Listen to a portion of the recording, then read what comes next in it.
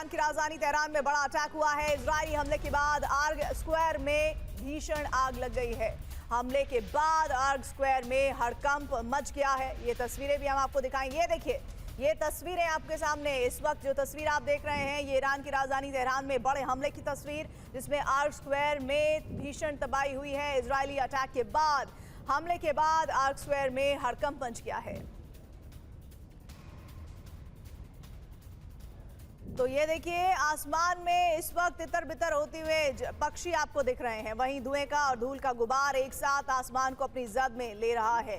3 तस्वीरें। पहली तस्वीर में इस धमाके में जो शुरुआती तस्वीर सामने आई वो आपके सामने, दूसरी तस्वीर थोड़ा आसमान के ऊपरी हिस्से में, और देखिए दूर से तीसरी तस्वीर आप देख सकते हैं किस तरह से इस अटैक के बाद जो इजराइल की तरफ से किया गया, पूरा का पूरा आसमान, पूरा का पूरा इलाका इस धुएं और धूल की चपेट में आ गया।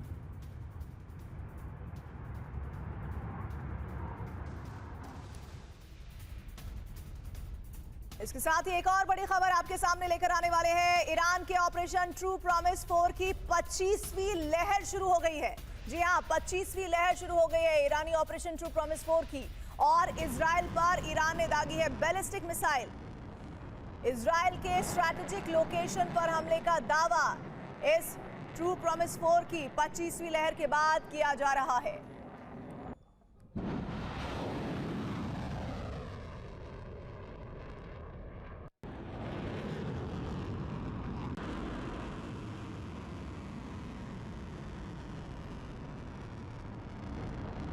बड़ी खबर आपके सामने इस वक्त जो स्क्रीन पर आप देख रहे हैं, ईरान के ऑपरेशन ट्रू प्रॉमिस 4 की 25वीं लहर शुरू हो गई है। इजराइल पर ईरान ने दागी है बैलिस्टिक मिसाइलें। इस बीच एक बड़ी जानकारी मिल रही है। इजराइल के हमले में ईरानी ड्रोन तबाह हुआ है। इजराइल के आसमान में ईरानी ड्रोन तबाह होने की तस्वीरें कैमरे में कैद हुई हैं। इजरायली सेना ने इसका वीडियो जारी किया है। ये जो तस्वीर आप देख रहे हैं, जो इस वक्त स्क्रीन पर है आपके, इजराइल के हमले में ईरानी ड्रोन के तबाह होने की तस्वीर है। इजराइल के आसमान में ईरानी ड्रोन को तबाह किया गया है। इजरायली सेना ने इसका वीडियो जारी किया। बड़ी खबर इस वक्त एक और मिल रही है। ईरान के इस्फहान में फिर हमला हुआ है। एक ईरानी हेलीकॉप्टर के ध्वस्त होने की खबर मिल रही है। जी हां, सही सुना आपने, एक ईरानी हेलीकॉप्टर जिसे ध्वस्त किया गया है। ये बड़ी खबर, ईरान के इस्फहान में फिर हमला हुआ है, जहां एक ईरानी हेलीकॉप्टर के ध्वस्त होने की खबर मिल रही है।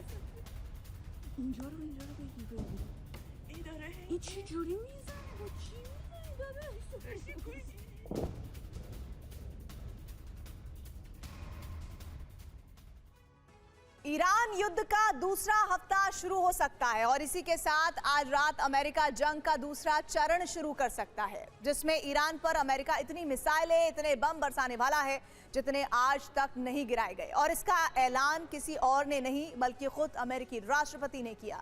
सिर्फ इतना ही नहीं, रिपोर्ट्स की माने तो ट्रंप ईरान में रिकॉर्ड तोड़ हमलों के साथ ही ग्राउंड ऑपरेशन को हरी झंडी दे सकते हैं, जिसका लक्ष्य ईरानी खतरे को हमेशा हमेशा के लिए खत्म करना होगा।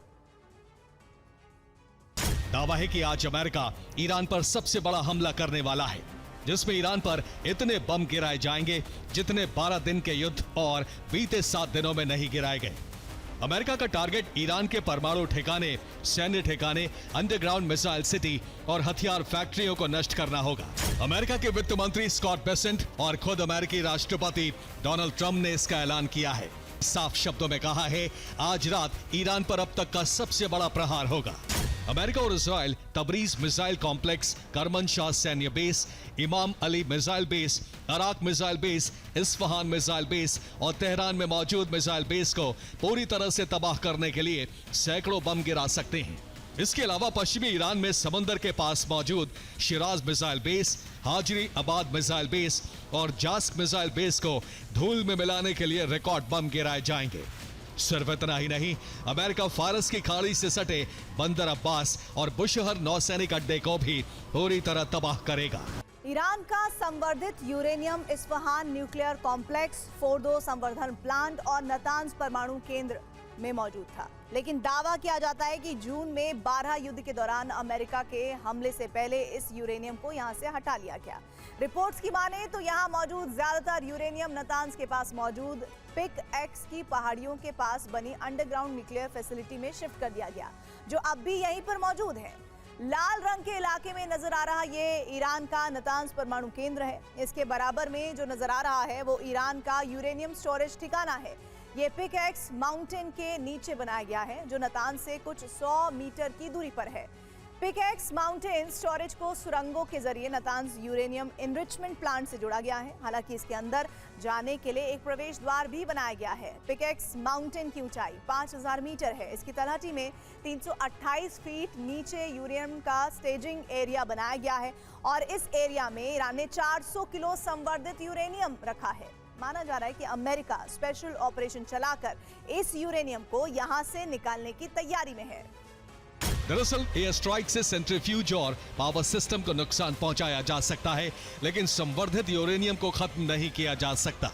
सबसे बड़ा डर यह है, अगर यहां कोई विस्फोट होता है तो इलाके में रेडिएशन फैल जाएगा।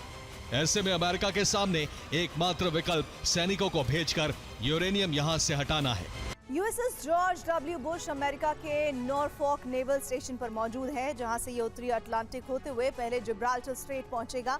जिब्राल्टर स्ट्रेट से होते हुए यूएसएस बुश भूमध्य सागर में आएगा, जहां इसे इजरायली पोर्ट के पास तैनात किया जा सकता है, क्योंकि यहां मौजूद यूएसएस जेराल्ड फोर्ड को लाल सागर के लिए भेज दिया गया है। ये स्वेज कैनाल पार कर लाल सागर में दाखिल हो चुका है, जहां से जल्द यमन के पास तैनात होगा।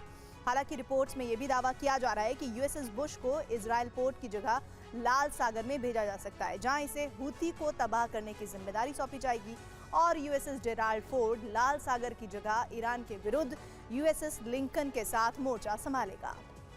कुछ रिपोर्ट्स की माने तो यूएसएस जॉर्ज डब्ल्यू बुश लाल सागर में कमान संभालेगा, तो जेराल्ड आर फोर्ड ईरान के पास तैनात किया जाएगा, जहां वो यूएसएस अब्राहम लिंकन की जगह लेगा।